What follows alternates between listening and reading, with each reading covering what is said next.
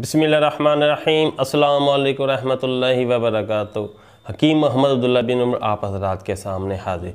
आज की वीडियो में आपको मैं एक ऐसा नुस्खा बताने वाला हूं जो आपकी बीवी को हमेशा जवान रखेगा और ख़ूबसूरत रखेगा। अगर वो नुस्खा आप भी इस्तेमाल करेंगे तो आप भी खूबसूरत रहेंगे और आपके ऊपर भी जवानी के असरात हमेशा रहेंगे और चेहरा आपका निखरा हुआ शानदार रहेगा और आपकी बीवी उम्र रसीदा हो जाने के बाद भी बहुत ज़्यादा खूबसूरत और दिलकश नज़र आएगी जब भी आप उसे देखेंगे और आपकी उसके तरफ मोहब्बत बढ़ जाएगी।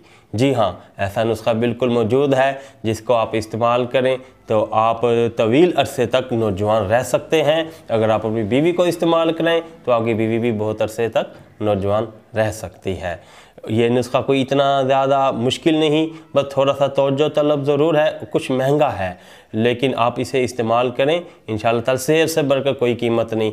आप इसको इस्तेमाल करें और इससे आप ज़िंदगी के मज़े लूटें। ठीक है दोस्तों, आपको मैं नुस्खा बताता हूँ। उससे पहले गुजारिश करूँगा कि मेरे चैनल को फौरी सब्सक्राइब कर दें और बेल आइकन को क्लिक कर दें। जी, आपने क्या करना है, 100 ग्राम लेने हैं आपने बादाम। नुस्खे की तरफ मैं आ रहा हूँ। 100 ग्राम अखरोट, ठीक, और 100 ग्राम पिस्ता, 100 ग्राम चलगोज़ा, 100 ग्राम छुआरे, ये 500 ग्राम, आधा किलो हो गया। ठीक है, इसके अंदर आपने 50 ग्राम ले लेनी है किकर गूंद। ठीक है, और इसके अंदर आपने 100 ग्राम लेना है देसी घी। ठीक है, और आपने 1.5 तोला लेनी है खालिस सत सलाजीत का सत आपने लेना है 1.5 तोला। और आपने तकरीबन 200 ग्राम लेना है खालिस छोटी मक्खी का शहद।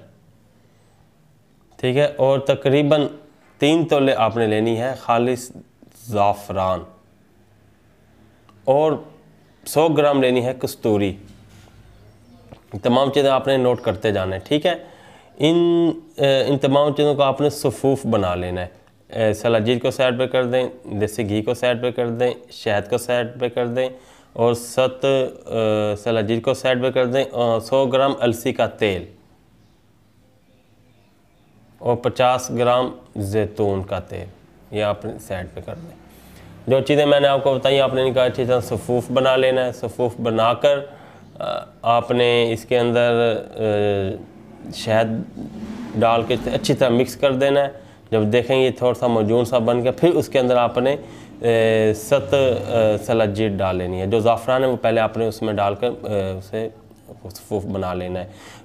सलाजीत को डालकर आपने इसको अच्छी तरह मिक्स कर देना है। उसके बाद आपने इसमें 100 ग्राम जो देसी घी था वो भी डाल देना है, 50 ग्राम जैतून का तेल भी डाल के अच्छी तरह मिक्स करना है। काफ़ी देर मिक्स करते रहना है, कम से कम 15-20 मिनट आपने इसे अच्छी तरह मिक्स करना है। फिर इसे आपने रख देना है। 2-3-4 घंटे बाद आपने फिर इसे मिक्स करना है, इसलिए कि जो नीचे बैठ जाए वो दोबारा फिर आप इसे मिक्स करेंगे।